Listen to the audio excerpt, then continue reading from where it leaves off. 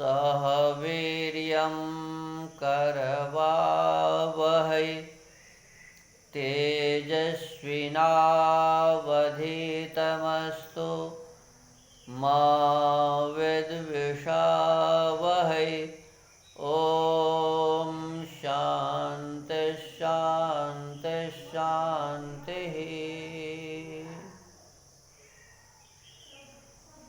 आदरणीय श्रोतागण, सबको सादर नमस्ते। आइए हम ऋग्वेदादि भाष्य भूमिका जो महर्षि स्वामी दयानंद सरस्वती जी की अमर कीर्ति है, इससे ईश्वर स्तुति, प्रार्थना, याचना, उपासना विषय पर चर्चा करते हैं। अथेश्वर स्तुति, प्रार्थना, याचना, समर्पणोपासना विद्या विषयः।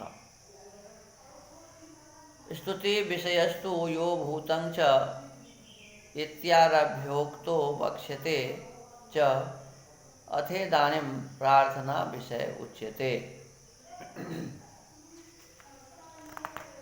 अब प्रार्थना विषय के संबंध में कहते हैं कि यो भूतम च भव्यम च सर्वम यश्चाधितिष्ठति स्वर्यस्य च केवलम तस्मै ज्येष्ठाय ब्रह्मणे नमः।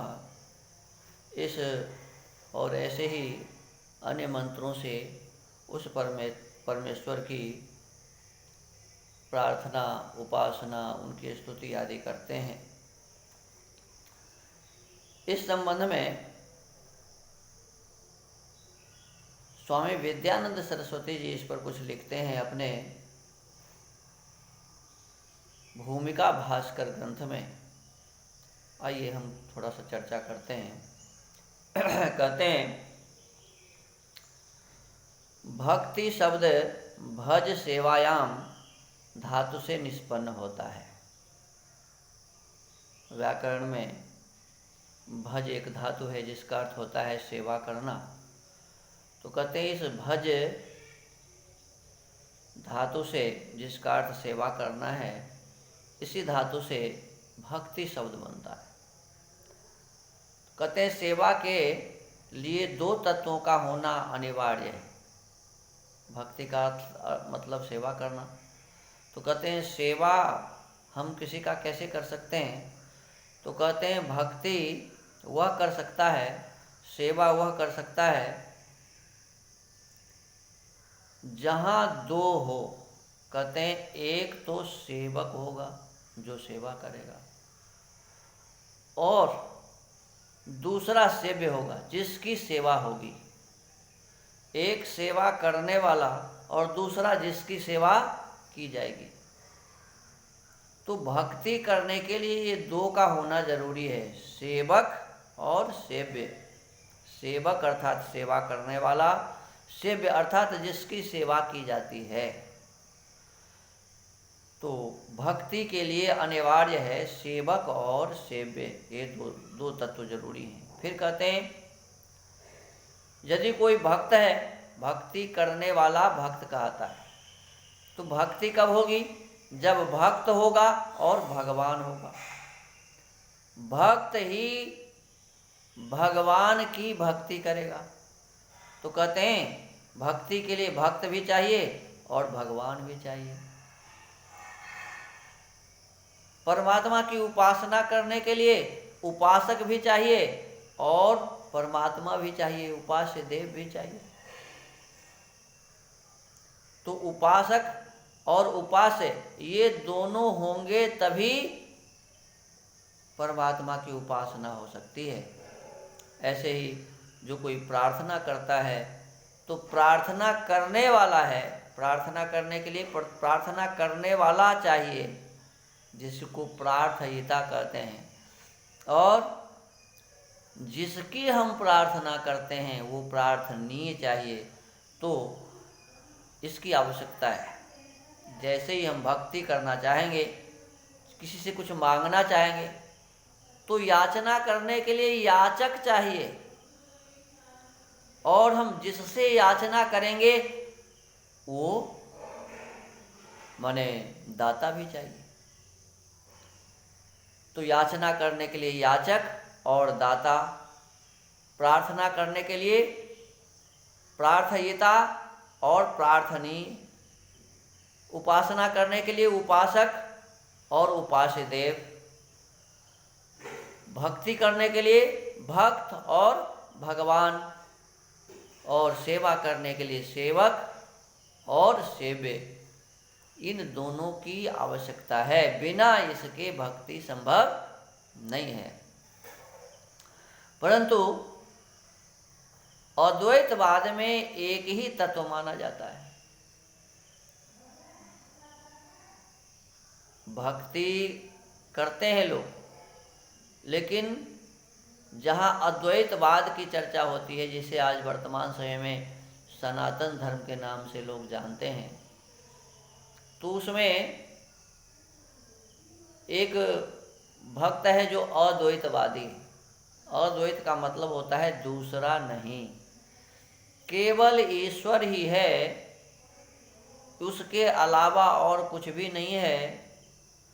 वही ईश्वर भक्त भी बन जाता है, वही ईश्वर भगवान भी है। तो कहते हैं कि अद्वैतवाद में एक ही तत्व माना जाता है, इसलिए वहाँ भक्ति को स्थान नहीं है। वहाँ कैसे, किसकी भक्ति? वेद की दृष्टि में जीवात्मा और परमात्मा पृथक पृथक दो तत्व हैं। यही वैदिक मान्यता है कि आत्मा अलग वस्तु है, परमात्मा अलग वस्तु है। आत्मा भक्त है, परमात्मा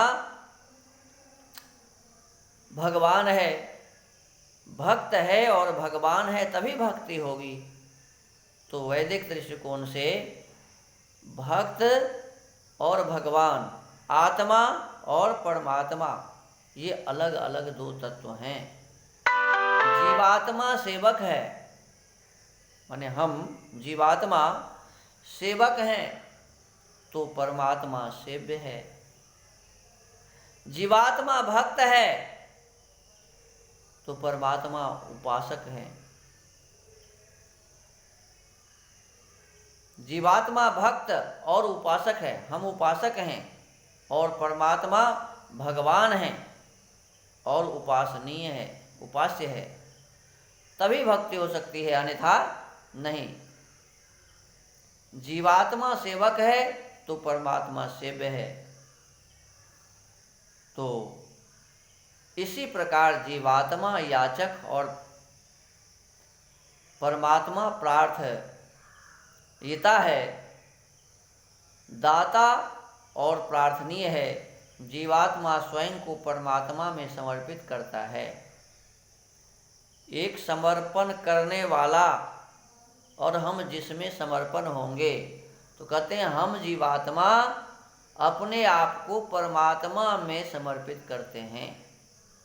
इस प्रकार भक्ति के 4 अंग हो गए। एक स्तुति, एक प्रार्थना जिसको याचना कहते हैं, फिर तीसरा समर्पण और चौथा उपासना। स्तुति, प्रार्थना, समर्पण और उपासना, ये सब मिलाकर जो नाम है उसी का नाम है भक्ति। भक्ति अर्थात स्तुति, परमात्मा की स्तुति करना। भक्ति अर्थात परमात्मा से प्रार्थना करना, याचना करना। स्तुति अर्थात परमात्मा में समर्पित होना। अब सौंप दिया इस जीवन का सब भार, तुम्हारे हाथों में है, जीत तुम्हारे हाथों में और हार तुम्हारे हाथों में। इस प्रकार से अपने आप को उस परम ब्रह्म परमेश्वर पर सौंप देना चाहिए। तेरा तुझको सौंप दूं क्या लागत है मोल, उस परम ब्रह्म परमेश्वर पर अपने आप को समर्पित कर देना चाहिए। और भक्ति का चौथा जो कार्य है वो है उपासना। तो स्तुति, प्रार्थना, समर्पण और उपासना, इन 4 कार्यक्रमों का नाम भक्ति है। वैदिक मंत्र भक्ति के इन 4 अंगों से ओतप्रोत है। वेद मंत्रों के अध्ययन से पता चलता है कि मंत्रों में स्तुति और प्रार्थना का युगपत समावेश है। ऐसे मंत्र बहुत थोड़े हैं जिनमें केवल स्तुति हो। कहते हैं मंत्र में स्तुति भी है, प्रार्थना भी है, उपासना भी है, समर्पण भी है। ऐसे कम ही मंत्र हैं जिसमें केवल स्तुति है, चाहे केवल प्रार्थना है या केवल समर्पण है या केवल उपासना है। तो कहते हैं ये युगपत है, माने दोनों चीज है, सब कुछ है, चारों चीज है। यास्क ने निरुक्त में इस भावना को इस प्रकार निर्दिष्ट किया है। अथाप्य स्तुतिरेव भवति नाशीर्वादः इंद्रस्य नु वीर्याणि प्रवोचम इति यथैतस्मिन् सूक्ते अथाप्याशीरेव न स्तुते सुचक्षा अहमक्षिभ्यां सुवर्चा मुखेन सुश्रुतकर्णाभ्यां भूयासम इति तदेतद् बहुला माध्वर्यवे याज्येषु च मंत्रेषु। अर्थात किन्हीं मंत्रों में केवल स्तुति है, आशीर्वाद प्रार्थना नहीं है। आंग आशु इच्छायाम, जैसे कि ऋग्वेद प्रथम मंडल के 32वें सूक्त और कई स्थानों में आशीर्वाद प्रार्थना ही है, स्तुति नहीं। परंतु मंत्रों की सामान्य स्थिति यही है कि उनमें स्तुति और प्रार्थना का एकत्र वर्णन है। सायणाचार्य तथा तदनुयायी अन्य विद्वान वेदों के प्रायः यज्ञ परक अर्थ करते हैं, परंतु यज्ञ में स्तुति आदि सबका समावेश है।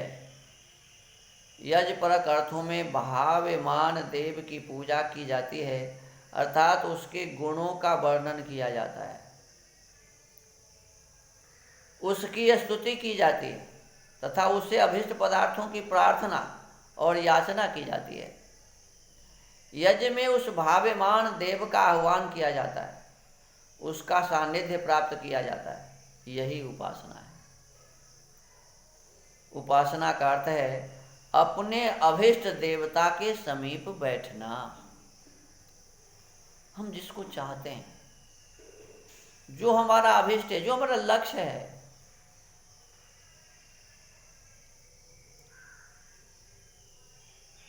तो उसको, जो हमारी इच्छा है, कहते हैं उसको प्राप्त करना, उसके पास जाना, समीप बैठना, ये उपासना है।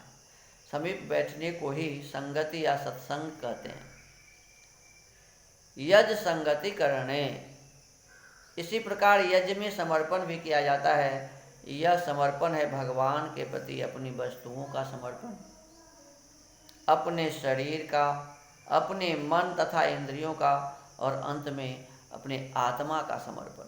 इस प्रकार वेदों के याज्ञिक अर्थों में भी स्तुति आदि भक्ति के सभी अंगों का समावेश हो जाता है।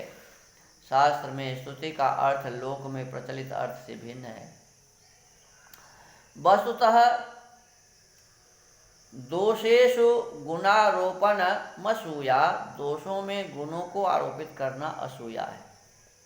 असूया अर्थात हम किसी पर दोष लगाते हैं, निंदा। असूया अर्थात निंदा।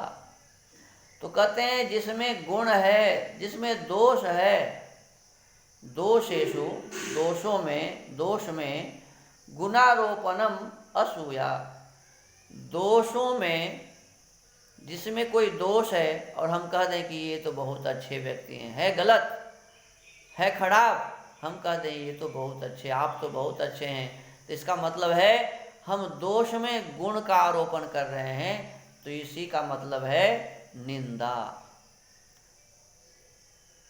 कोई कलेक्टर है नहीं, हम उसको कहें कलेक्टर साहब, तो क्या है, उनको खुद भी महसूस होता है कि ये हमारी निंदा कर रहा है, जो हम नहीं है सो हमें कह रहा है। तो जो व्यक्ति जैसा नहीं है, सुंदर नहीं है, और उसे हम सुंदर कहते हैं, तो ये है उनकी निंदा करना, असूया। और गुणेषु गुणारोपणं दोषेषु दोषारोपणं च स्तुतिः। कहते हैं गुण में दोष को कहना, गुणेषु दोषारोपणम असूया, माने गुण में यदि हम किसी में कोई गुण है और कहते हैं कि नहीं इसमें तो ये दोष अच्छा व्यक्ति है, फिर कहता है ये तो खराब है अच्छा, लेकिन हम कहें ये खराब है, तो ये क्या हो गया, ये भी निंदा ही है। तो फिर स्तुति क्या है, तो कहते हैं गुण में गुण कहना, जिसमें जो गुण है उस गुण को कहना, ये स्तुति है। और दोष में दोष को कहना, जिसमें जो दोष है उसको वो कहना, ये क्या है, ये स्तुति है। गुण में गुण को कहना, दोष में दोष को कहना स्तुति है, और दोष में गुण को बताना और गुण में दोष को बताना ये निंदा है। तो स्तुति और निंदा को हमको ठीक से समझने की आवश्यकता है। और वर्तमान समय में लोग यही कर रहे हैं, जिसमें बहुत दुर्गुण भरा हुआ है उसी की बहुत प्रशंसा कर देते हैं कि आप में तो ये है, आप तो ये है, आप ऐसे हैं, आप वैसे हैं। और जिसमें बहुत गुण भरा हुआ है उसको कह रहे आप तो बहुत खराब हैं, आप में तो सब खराब ही है, आप कुछ भी अच्छा काम नहीं करते। इस प्रकार से कहना ये निंदा है। और जो गुणी है उसको गुणी बताना, जो दुराचारी है उसको दुराचारी बताना, जो सदाचारी है उसको सदाचारी बताना, जिसमें जैसा गुण है उसको वैसा ही कहना, ये क्या है, इसी का नाम स्तुति है, यही स्तुति है। तो गुणों में गुणों का और दोषों में दोषों का आरोप करना, अर्थात जो पदार्थ जैसा है उसे वैसा ही कहना स्तुति है। परमेश्वर जो चाहे कर सकता है। कई लोग यही कहते हैं कि परमात्मा जैसा चाहे जो चाहे सब कर सकता है। ये कहते हैं कि नहीं, परमेश्वर जो चाहे कर सकता है अथवा वह सब कुछ कर सकता है, कहना परमेश्वर की स्तुति करना नहीं है। हम ये कहते हैं कि परमात्मा जो चाहे कर सकता है, परमात्मा सब कुछ कर सकता है, तो ये परमेश्वर की निंदा करना है।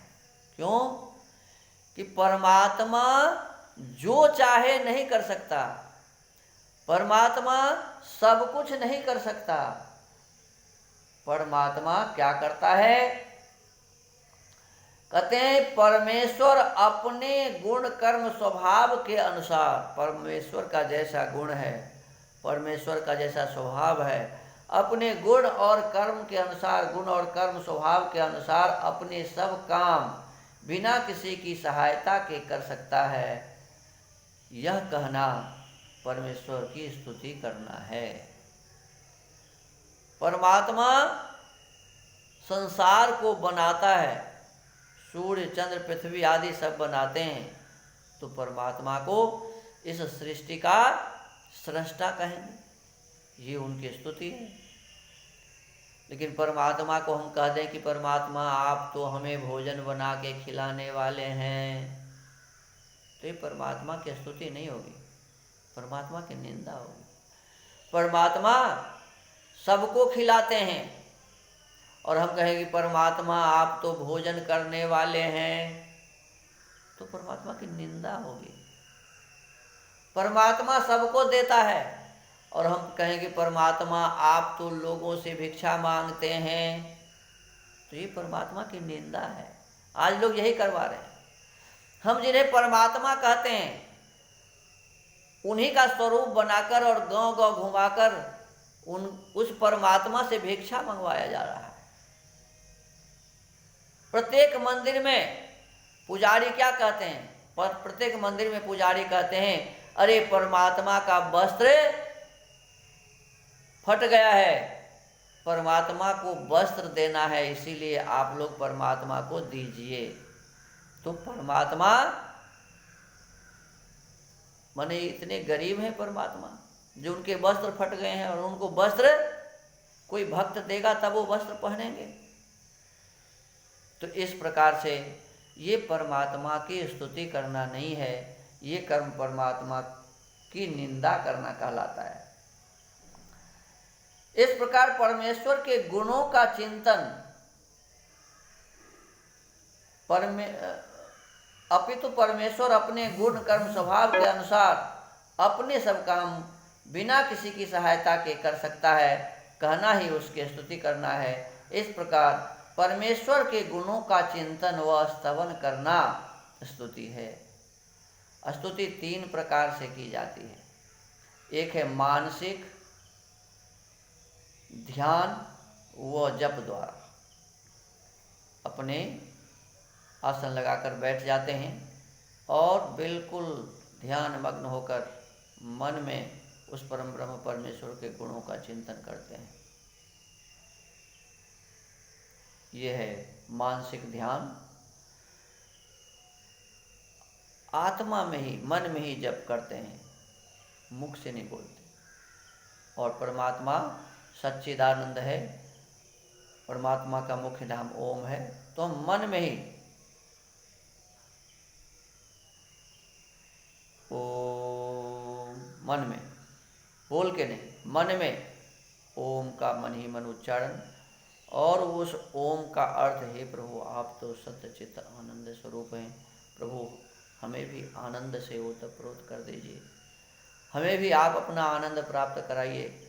तो इस प्रकार से जो हम मन ही मन उपासना करते हैं, परमात्मा के गुणों का बखान करते हैं, जप करते हैं, इसको कहते हैं मानसिक ध्यान व मानसिक जप। फिर है मौखिक, मुख से बोलकर, जैसे अभी आपको मुख से बोल के बताया, ओम, हे सर्वरक्षक प्रभु आप सबकी रक्षा करते हैं, ओम न्यायकारी, हे प्रभु आप न्यायकारी हैं, सबके साथ आप न्याय करते हैं। इस प्रकार से परमात्मा के एक एक गुण को बोलकर मुख से उच्चारण करना, ये है परमात्मा का मौखिक उच्चारण द्वारा, चाहे गीत गाकर लोग करते हैं, हे प्रभु परम पिता तुम गुणों के खान हो, तुम अनादि तुम अनंत,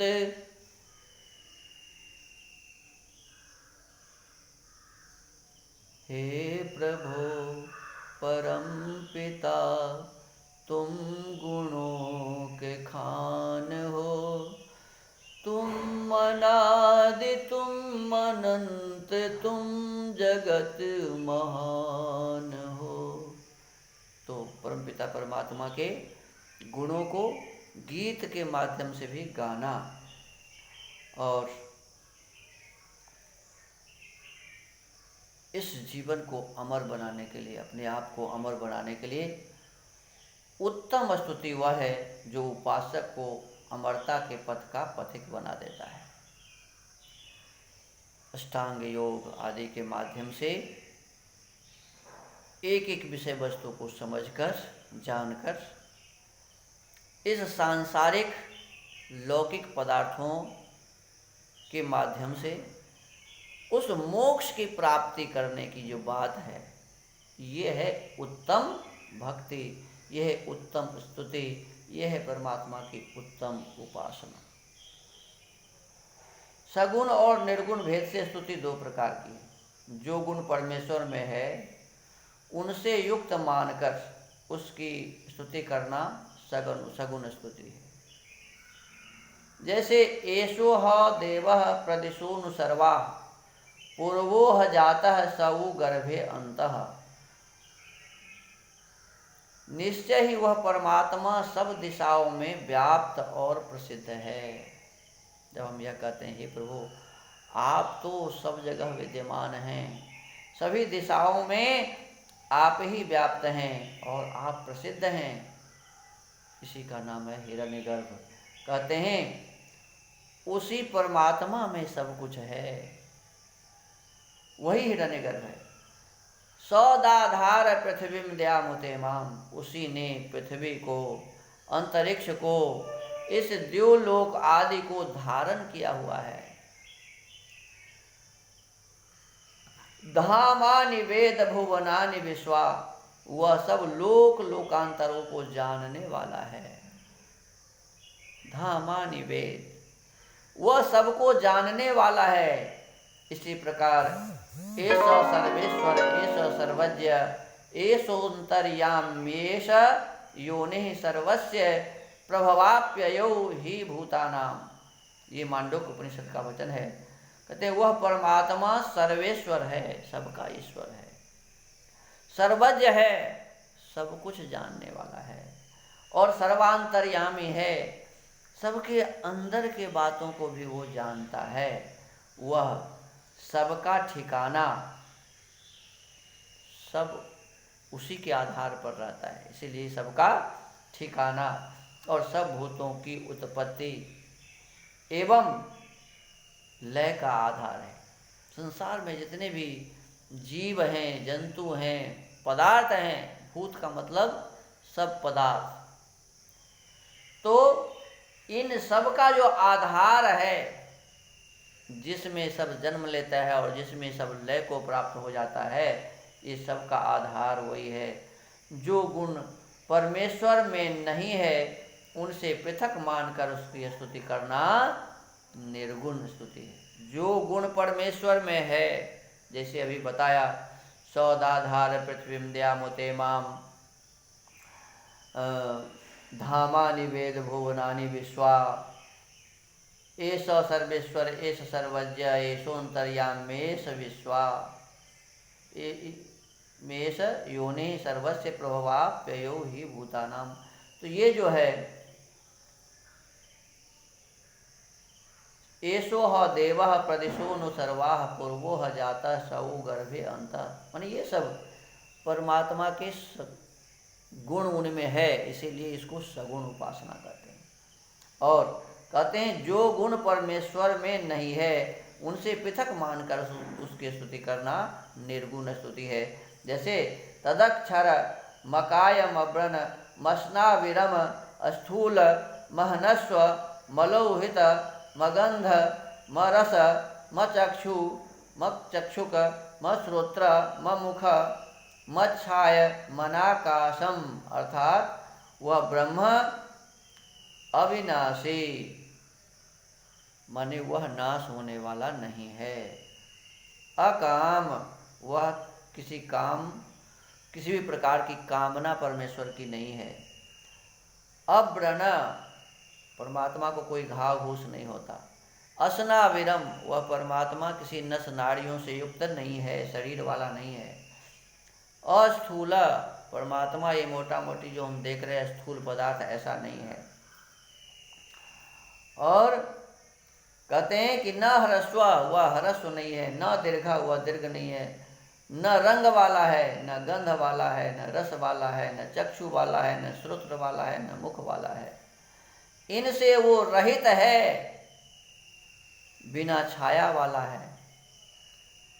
वह आकाश वाला भी नहीं है। ये सब तो पदार्थ हैं, परमात्मा ऐसा नहीं है। कहते हैं किसी पदार्थ या व्यक्ति के गुणों को जानकर उसका सानिध्य प्राप्त करने की इच्छा जागृत होती है। स्तुति करने से ईश्वर में प्रीति होकर स्वयं को वैसा बनाने, उसके गुण कर्म स्वभाव से अपने गुण कर्म स्वभाव को सुधारने की प्रेरणा मिलती है।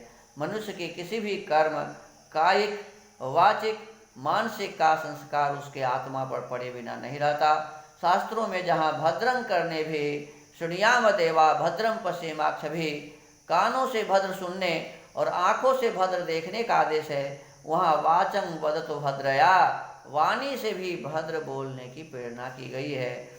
अर्थ की भावना करते हुए बार बार परमेश्वर को दयालु, न्यायकारी, निष्पाप आदि कहते रहने से मनुष्य को स्वयं भी दयालु, न्यायकारी, निष्पाप होने की प्रेरणा मिलती है। तो आज के स्वाध्याय के क्रम को यहीं विराम देते हैं। इससे आगे और भी चर्चाएं हैं हम करेंगे। सबको धन्यवाद, सबको नमस्ते। आपको एक सूचना दें,